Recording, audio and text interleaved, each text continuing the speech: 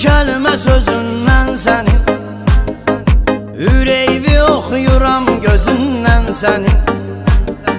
Yağış yağır, ıslanır kipriklərin, damlalar süzülür gözündən sənin.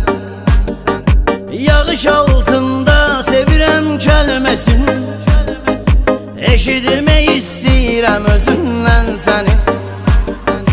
Bunların yağış necə ləzzət eləyir, heç nə almısan vecə ləzzət eləyir. Qaşın qara, gözün qara sevgilim, o gözlərin tək gecə ləzzət eləyir.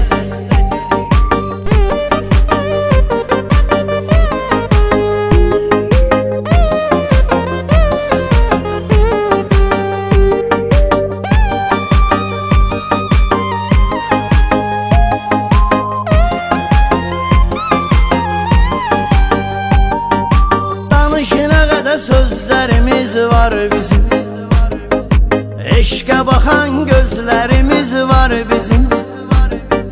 Hər günümüz xatirədir sevgilim, o yerlərdə izlərimiz var bizim. Hər yerdə xatirədir sevgilim, o yerlərdə izlərimiz var bizim. Yağış necə ləzzət eləyir, heç nə almısan vecə ləzzət eləyir.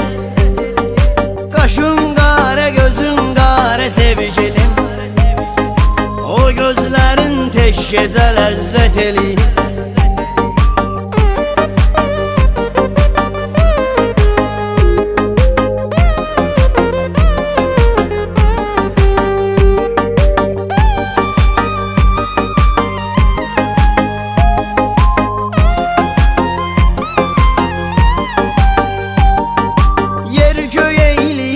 Sevgi təsvirin, sevən odur ki möhkəm sevə bir-birin. Sənə demişəm bizi ölüm ayırar gülüm, sağlığında qədrini bil şairin. Sənə demişeydim ölüm ayırar bizim, sağlığında qədrini bil şairin. Bunların yağış necə ləzzət eləyir, heç nə almısan vecə ləzzət eləyir. Qaşın qara, gözün qara sevgilim, o gözlərin tək gecə ləzzət eləyir.